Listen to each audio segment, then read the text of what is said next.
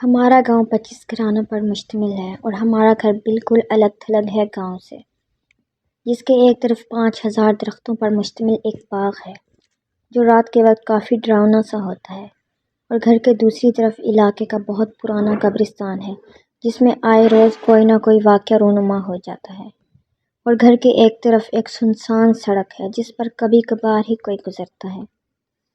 ہمارا گھر بھی بہت بڑا اور سنسان سا ہے جو 3 ایکڑ پر مشتمل ہے۔ ہمارا سید گھرانہ ہے اور ہم رات کو سب جلدی سو جاتے ہیں۔ ایک رات کڑاکے کی سردی تھی اور گھر میں اس دن مردوں میں بڑا کوئی نہیں تھا، اکیلا میں ہی گھر پر تھا۔ میری عمر اس وقت بمشکل 16 برس کی تھی۔ رات کے 11 بجے ہمارا گیٹ بہت زوروں سے کوئی کھٹکھٹا رہا تھا۔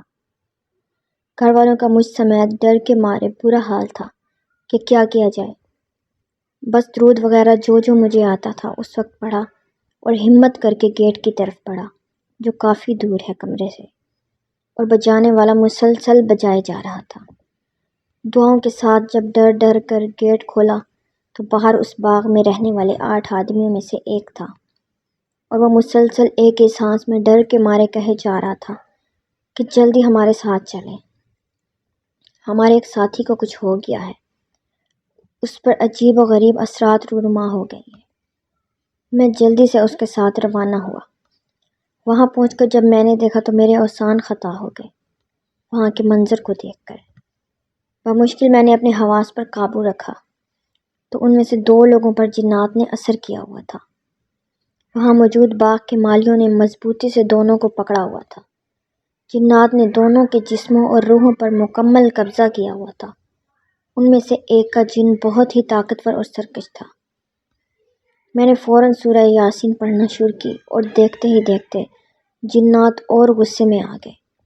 ان میں سے ایک سرکش والے نے مجھ سے موٹی ڈراؤنی اور کھڑکدار آواز میں کہا کہ بہت شوق ہے نا تجھے قرآن پڑھنے کا، آ میرے قریب آ۔ وہ بہت زور لگا رہا تھا۔ مجھ سمیت وہاں موجود ہر شخص بہت ڈرا ہوا تھا کہ کریں بھی تو کیا۔ دونوں جن کافر تھے۔ 7ویں دفعہ یاسین پڑھنے سے ان کو آرام ملا اور وہ تھوڑے پرسکون ہوئے، تو میں نے پوچھا کون ہو تم، کہاں سے آئے ہو اور کیا لینا دینا ہے ان سے؟ تو انہوں نے بتایا کہ ان کی عمر 700 سال ہے اور وہ بحیرہ روم میں رہتے ہیں، اور ان دونوں انسانوں نے ہمارے بچوں کو نقصان پہنچایا ہے جو چونٹیوں کی شکل میں تھے۔ ہم نے کہا آپ ان کو چھوڑ دیں، انہوں نے جان بوجھ کر آپ کا نقصان نہیں کیا۔ بہت منت سماجت اور دعاؤں کی بدولت انہوں نے ان 2 آدمیوں کو چھوڑا اور یہ وعدہ لیا کہ آئندہ کبھی انہیں تنگ نہیں کریں گے۔ تقریباً 2 گھنٹوں کے بعد انہیں ہوش آیا، اور حیرت کی بات یہ تھی کہ انہیں کچھ بھی یاد نہیں تھا۔ ہم سب نے اللہ کا شکر ادا کیا اور تقریباً 2 بجے کے قریب میں گھر کی طرف روانہ ہوا۔ میں یہ بات سوچے جا رہا تھا کہ سورہ یاسین میں بہت طاقت اور برکت ہے۔